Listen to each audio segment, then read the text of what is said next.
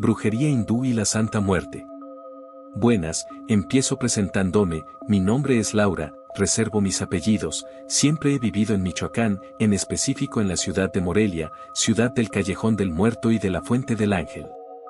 Desde antes de nacer mi vida ya estaba impregnada de miseria y sufrimiento, cuando mis papás se conocieron no eran tan jóvenes, por lo tanto, no perdieron el tiempo, y en cuestión de meses mi mamá quedó embarazada.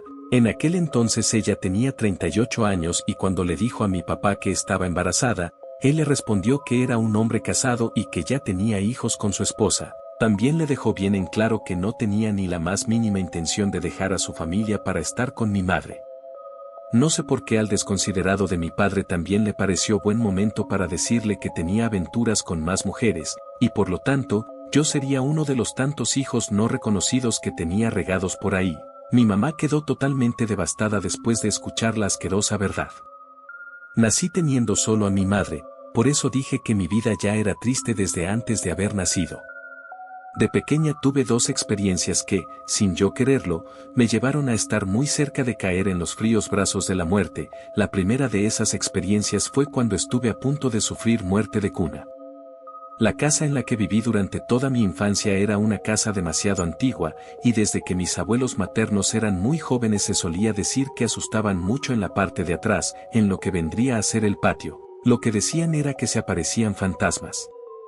Cuando yo iba a sufrir muerte de cuna mi mamá estaba atendiendo su negocio, que estaba en la misma casa, era un cuarto de enfrente, el papá de mi mamá lo había adaptado para que mamá pudiera poner su negocio ahí. Mi mamá cuenta que ella estaba en lo suyo cuando de pronto sintió una punzada en el pecho, entonces su instinto de madre le dio a entender que tenía que verme, ella corrió hasta donde estaba yo. Cuando entró al cuarto y me vio en la cuna yo ya tenía los labios morados y las manos azules, me levantó y me sacudió hasta que empecé a respirar de nuevo. Después, cuando ya tenía 6 años, estuve a punto de ahogarme en una alberca llena de adultos.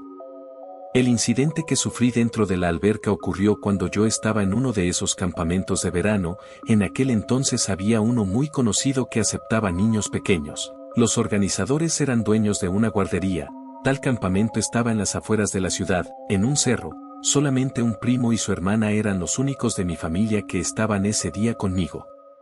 Pero ellos no se dieron cuenta cuando ocurrió el accidente, que cabe aclarar que fue ocasionado por culpa de la negligencia de las personas a cargo, ellos debían estar cuidando a los niños de mi edad, pero algo estaban haciendo y yo, en lugar de meterme en el chapoteadero, fui a meterme en la alberca grande, nadie se había dado cuenta, hasta que otra niña empezó a gritar que yo me estaba ahogando, y gracias a ella me sacaron de inmediato. Después de esa mala experiencia yo despertaba gritando en las noches preguntando por mi padre, y lo que mi madre me decía era que él se había tenido que ir lejos pero que en cuanto pudiera iba a regresar a verme. Las primeras veces sí que le creí, pero conforme fui creciendo y fui entendiendo más cosas, me fui dando cuenta de que cada vez que a mí se me ocurría preguntar por papá, a mi madre se le llenaban los ojos de lágrimas, pero ella se hacía la fuerte y no lloraba delante de mí. Fue hasta mi adolescencia que mamá decidió contarme la verdad, fue un golpe tan duro que terminé sumida en una depresión fuerte y destructiva. Empecé a resentir mucho mis carencias y emociones por no tener un padre y por saber que mi madre me había mentido durante años, claro que ella lo había hecho para protegerme, solo que no alcanzaba a entenderlo. Poco a poco empecé a encontrar cobijo y consuelo en toda clase de prácticas en las que mi cuerpo terminaba seriamente lacerado. Todo esto me fue llevando poco a poco a ver a la muerte como una amiga, como un anhelo y yo misma intenté quitarme la vida durante mis años de adolescencia, ni siquiera recuerdo cuántas veces fueron, pero más de 5 seguro que sí. Una tarde conocí a una persona que hablaba de la muerte de una forma en la que yo jamás la había considerado, me acerqué con esa persona, le conté cuál era la situación por la que estaba pasando y le pregunté si podía ayudarme. Su respuesta fue que no podía ayudarme, pero que me llevaría a donde sí me brindarían ayuda. Esa persona me llevó a un altar de la Santa Muerte. El altar estaba dentro de una casa muy bonita que servía como centro de adoración, ahí conocí a muchos fieles de la Santa Muerte, y con ayuda de todos fui comprendiendo muchas cosas hasta que pude sanar, no totalmente, pero al menos lo suficiente para continuar con mi vida. Me hice devota de la Santa Muerte, a diferencia de lo que muchos pudieran pensar, nosotros no le deseamos el mal a nadie, lo único que buscamos es que a nosotros nos vaya bien. Podrá haber personas que consideran a la Santa Muerte como una deidad, pero yo la considero mi amiga y protectora. Entre los mismos adoradores me ayudaron a encontrar un trabajo. Entré en un call center muy famoso cuyo nombre de la empresa comienza con la letra K, ahí trabajaba como operadora y también en el área de recursos humanos. Cuando recién entré a trabajar era muy tímida e insegura debido a mis traumas, pero con el pasar de los meses, y con la maravillosa ayuda y benevolencia de la Santa Muerte, recuperé la confianza y mi actitud cambió. De una forma, vamos a decir, indirecta, me ayudó a destacar en mi trabajo, no subí de puesto, pero sí me asignaron otras funciones que tenían que ver con las líneas de contacto entre las diferentes áreas del call center. Ganaba más dinero y eso me gustaba, porque el sueldo que ganaba no solo era para mí, la mitad de mi dinero yo lo utilizaba para darle ofrendas a la Santa Muerte, no porque ella me lo pidiera, sino porque me sentía muy agradecida. Pasó el tiempo, en el 2017, durante la primera mitad del año, entró un trabajador nuevo, su nombre era Rubén. Desde la primera vez que lo vi algo de él me atrajo en exceso. Después me enteré que tenía novia y ella también trabajaba en el call center, de hecho ella le había conseguido el trabajo a él, por eso opté por no acercarme a él, pero siempre que me tocaba asistir a su piso para que me apoyara con asuntos relacionados con mi área de trabajo me ponía nerviosa y me daba pena hablarle. Pero, debido a cuestiones laborales, fuimos teniendo cada vez más contacto y la pena se fue quedando en segundo plano. Con el paso de las semanas ya nos saludábamos cuando nos veíamos en cualquier área, si coincidíamos en la comida podíamos platicar de cosas que no tenían nada que ver con el trabajo, después, cuando salíamos a la misma hora, nos íbamos juntos en el camión, las cosas se estaban dando. Él era más grande que yo, no mucho, solo 3 años, como no podía ser de otra forma, las cosas siguieron su curso, y una noche pasó lo que ya era inevitable, después de eso empezamos a salir porque me dijo que, derivado de lo que pasó entre nosotros, ya había terminado a su novia. Nosotros nos mantuvimos neutrales en el trabajo, nunca nadie se enteró. Todos los lunes yo descansaba y él salía a eso de las 7 de la noche, saliendo iba a mi casa y ahí pasaba la noche, así estuvimos unos 4 o 5 meses, hasta que, luego de que yo le encontrara unos mensajes, me confesó que aún seguía con su novia y ya no podíamos seguir con lo nuestro. Terminamos. Pero a pesar de eso siempre me buscaba, y yo accedía a encontrarme con él. Hasta que, debido a que tenía muchas sospechas, su novia le pidió a un amigo suyo que estuviera siguiendo a Rubén, nos descubrieron y entonces sí cortamos todo contacto, inclusive el visual. Pasó el tiempo, a finales de septiembre del 2019 Rubén se fue a los Estados Unidos a trabajar y me buscó por mensajes y llamadas, nuevamente acepté ser su novia y pensé que mis sueños se habían hecho realidad. Porque cuando volvió de Estados Unidos, en febrero del 2021, empezamos a vivir juntos. Conocí a su familia y creo que me aceptaban, pero mi familia no tomó del todo bien el hecho de que viviéramos juntos sin estar casados ni tener hijos. Es importante mencionar que Rubén regresó sin trabajo, por lo mismo yo lo mantenía en lo que él encontraba trabajo, literalmente me hacía cargo de todo.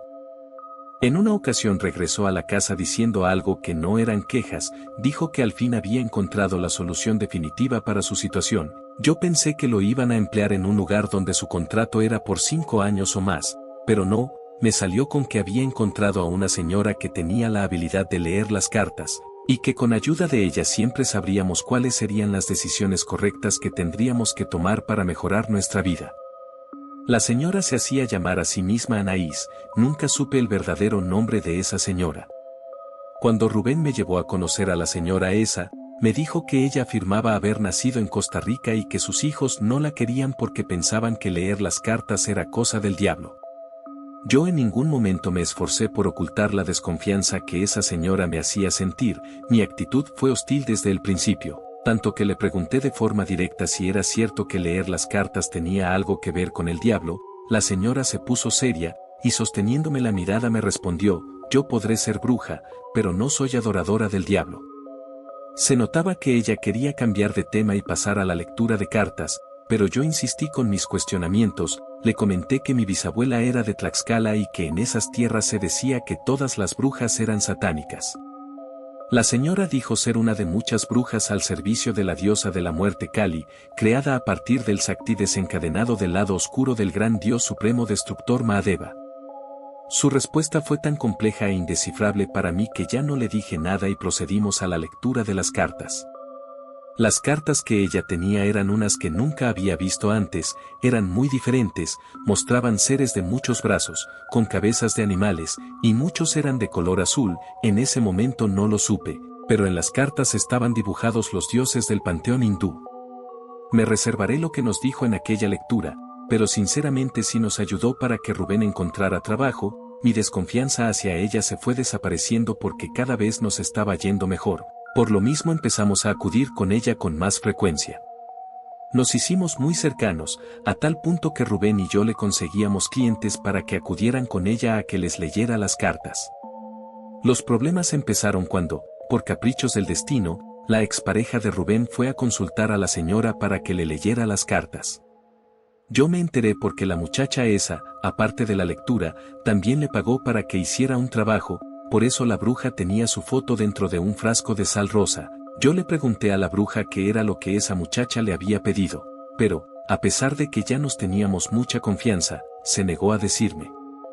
A las pocas semanas me terminé enterando de que el desgraciado de Rubén se había visto con su expareja y no fueron a tomar un café a la plaza. En ese momento llegué a la conclusión de que lo que estaba pasando estaba relacionado con el trabajo que ella le había pedido a la bruja. Rubén y yo terminamos, también me alejé completamente de la bruja. Para cuando Rubén y yo pusimos fin a nuestra relación ya teníamos muchos amigos en común, por lo tanto, de una forma u otra me enteraba de algunas cosas de la vida de Rubén y, aunque la mayoría me tenían sin cuidado, hubo una noticia que sí me llamó mucho la atención. El 31 de agosto de este año Rubén, debido a que estaba cegado y obsesionado con las prácticas de la bruja, decidió unirse a la misma religión que practicaba la bruja. Ese día, el 31 de agosto, fue la celebración de un tal Krishna. Según entendí, esa celebración vendría a ser el equivalente a la Navidad. La ceremonia fue en un templo de aquí de la ciudad. Estuvieron cantando, orando, bailando, y otras cosas que el amigo en común me contó. A la semana siguiente fui al médico porque no me encontraba muy bien. Yo iba pensando que podía ser algo de la tiroides, pero no, resultó que tenía 6 semanas de embarazo. Yo no me había dado cuenta porque siempre fui irregular. Traté de ponerme en contacto con Rubén pero nunca contestó mis llamadas, así que dejé de insistir. Lo siguiente que supe de él fue que se había ido hasta un pueblo de Veracruz a un evento muy importante en la que los de su religión iban a intercambiar conocimiento con los brujos mayores de diversas regiones de Veracruz. A principios de octubre encontré un perro muerto frente a la puerta de mi casa. Tuve un mal presentimiento, pero no quise sugestionarme y lo dejé pasar. Esa misma semana al trabajo me llegó un platillo de comida. Por esas fechas un compañero del trabajo me estaba pretendiendo y ya me había mandado comida antes. Por eso yo supuse que él me había enviado el platillo de ese día y me lo comí tranquilamente. Era pasta, sabía deliciosa. Cuando terminé de comer le mandé mensaje al compañero para agradecerle el platillo, pero él me respondió que no me había mandado nada. Ahí ya me preocupé. A las 2 horas de haber comido estaba en la clínica perdiendo a mi bebé. Fue un momento devastador para mí. Independientemente de lo que había pasado con Rubén, yo quería tener a mi bebé y lo perdí de un momento a otro. Los resultados de la autopsia de mi bebé arrojó presencia de una extraña mezcla de sustancias de origen herbal que me habían provocado la pérdida de mi bebé. Además el doctor me advirtió que debido a esas hierbas tendría que permanecer internada porque estaría sufriendo sangrados. En la segunda semana del mes de octubre los sangrados por fin se detuvieron y me dieron de alta. Antes de perder a mi bebé yo pesaba 67 kilos, y para cuando salí del hospital pesaba menos de 50 kilos. Estaba muerta en vida, se me había consumido todo mi organismo. Mi estado de salud era tan delicado que me recetaron medicamento controlado, las famosas pastillas que algunas personas utilizan para dormir. Antes de que terminara octubre una tía fue a visitarme, y al ver el estado tan demacrado en el que me encontraba me convenció de viajar a Huetamo, un pueblo de origen chichimeca que está casi llegando al estado de Guerrero. Mi tía quería que fuéramos a ver a una señora que trabajaba con ángeles. Mi familia no sabía que yo era devota de la Santa Muerte, entonces no tuve ninguna excusa para negarme a ir con ella. Hicimos el viaje, y en cuanto entré a la casita hecha de ladrillos grises de la señora Marbella me preguntó que en dónde me había metido, de inmediato le pidió a mi tía que se saliera de la casa. Sacó un libro y comenzó a rezar. Yo no podía hacer nada más que frotar entre las manos un cuarzo que ella me dio y llorar. No entendía por qué, pero en cuanto ella se puso a rezar yo lloré como nunca. La señora Marbella empezó a describirme a la perfección cómo era el local de la bruja y su apariencia física, luego me dijo que me había hecho un trabajo muy fuerte. Era como un enterramiento pero realizado de forma milenaria. Ella no entendía cómo eso era posible. Yo le mencioné el tipo de cartas que usaba. Marbella me preguntó si la bruja alguna vez había mencionado a una supuesta diosa hindú llamada Kali. Le dije que sí. Ella hizo una mueca y me aclaró que salvarme de un trabajo tan ligado a Los Ángeles Caídos iba a ser muy complicado. Marbella agarró el cuarzo que me había dado y lo metió en agua. Del cuarzo se desprendió un líquido de varios colores. Ella me miró extrañada y, algo incrédula, me dijo que tenía a una figura muy alta y grande protegiéndome. Volvió a mirar el líquido y me dijo que se trataba de un ser angélico, que ese rango era difuso y que no estaba en el cielo pero que tampoco era un ángel caído. Entonces me preguntó si era adoradora de la muerte. Yo le respondí que sí. Ella procedió a tirar el agua donde había metido el cuarzo. Luego me aclaró que la única que podía ayudarme era la muerte. Le pedí a la señora que no le comentara nada a mi tía. Me ayudó a inventarle una explicación a mi tía por el cual no me podía ayudar y regresamos a la ciudad. Lo primero que hice llegando fue ir al centro de adoración y les conté que una bruja me tenía bajo un trabajo milenario. La persona de mayor antigüedad se acercó conmigo y empezamos a pensar cómo solucionarlo. Yo le conté sobre la bruja hinduista y sobre Marbella. Esta persona me dijo que lo primero que teníamos que hacer era cargarme una santa muerte protectora. Fuimos al gran altar, agarró una figura pequeña, fue a meterla en un frasco que contenía agua de luna y sal de grano. Hicimos unas oraciones elegidas especialmente tomando en cuenta toda la información que teníamos sobre el trabajo y la bruja. Después de que ya concluimos con los rezos saqué la figura de la Santa Muerte del frasco que contenía agua y sal, me llevé la figura a mi casa, la coloqué debajo de mi almohada, y después de 7 días empecé a recuperar la salud, volví a la normalidad para finales de noviembre.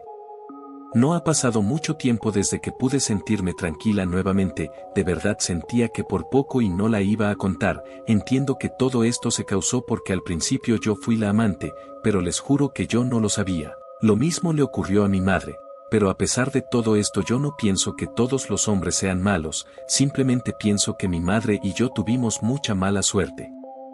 Lo que más lamento es la muerte de mi bebé. Él era un ser inocente que no tenía culpa de nada, quedó en medio de un conflicto en el que intervinieron malas intenciones de una mujer a la que no le importó quitarle la vida a un ser puro que no podía ni defenderse. Eso es de cobardes.